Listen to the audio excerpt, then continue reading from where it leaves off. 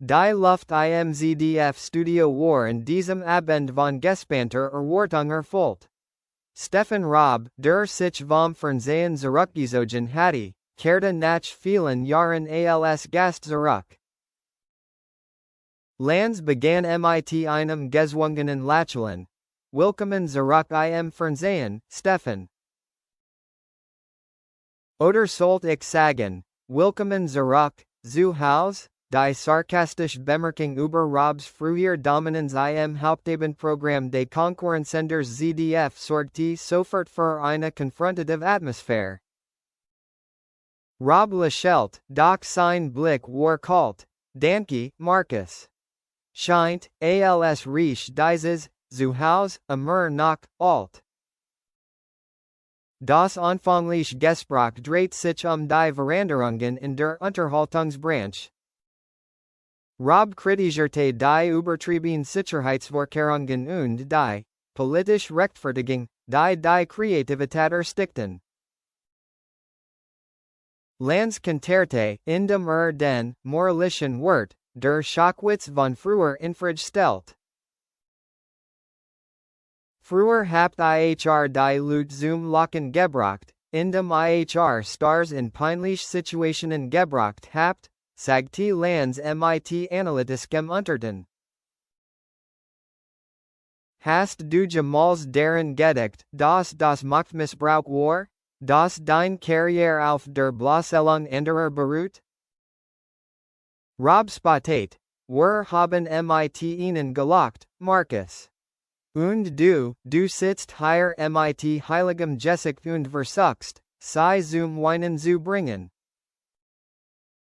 Ist hier der Täter, die Spannungen verschärften sich, als Lanz versucht, Raab, psychologisch zu analysieren, war den plötzlicher Rückzug darauf zurückzuführen, dass du wusstest, dass du in einer veränderten Medienwelt, in der Subtilität und Tiefgang mehr Zahlen als plump Eskapaden, nicht mehr mithalten kannst?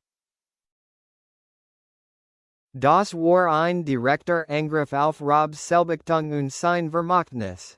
Raabs Gesicht rotiert sich. Sein sarkastischer Gesicht Seustrik verschwand. Subtilität, Tiefgang, honte Raab verratschlich. Du nennst dein systematisch psychisch Folter, tiefgründigkeit, mal, Markus, was du bist. Du bist nur eine Fade, heuchlerisch Kopie von dem, was ich früher gemacht habe. Wenigstens war ich ehrlich, was meine Unterhaltungssendung angeht. Du hingegen gist dich als Journalist, als Philosoph aus, nur eine Wahrheit zu verbergen. Ach du jagst mit Blut und Tränen den Einschaltquoten hinterher, aber der fällt der Mut, es zuzugeben. Dies wurde durchbrochen jede Fassade. Lanz, dessen Gesicht vor wat bleich und entblößt war, verlor völlig die Beherrschung. Stand auf, nicht zu streiten, sondern seine Autorität zu demonstrieren. Ging vom Moderatorenpult weg, direkt auf Stefan Raab zu. Dann, vor dem gesamten Team und den Kameras, hab Markus Lanz seine rechte Hand. Sein Zeigefinger zeigte direkt auf Stefan Raabs Gesicht, nur einen Meter entfernt, eine Gest von beispielloser Beleidigung, Einschüchterung und Arroganz. Seine Stimme war eiskalt, ein Gebrüll ohne jede Fassung. Raus, ein Wort. Nur eins. Raus, du bist hier nicht mehr willkommen. Du hast kein Recht, meine Arbeit oder die des gesamten Teams zu beleidigen. Verschwinde aus meinem Studio, sofort, der Abschied eines Paten. Leb wohl, den Gefängnis. Stefan Raab zuckte nicht mit der Wimper. Langsam und gemütlich hab sich. Blickte auf den Finger, der direkt auf sein Gesicht zeigte, dann auf Lanz, vor wat verzerrtes Gesicht. Ein breites Lächeln breitet sich auf seinen Lippen aus, ein Lächeln des Triumphs und der Verachtung. Danke, dass du alles bewiesen hast, was ich gesagt habe, Markus, sagte Raab mit seiner gewohnt ruhigen Stimme. Viel Glück mit deinem eigenen luxuriösen Gefängnis.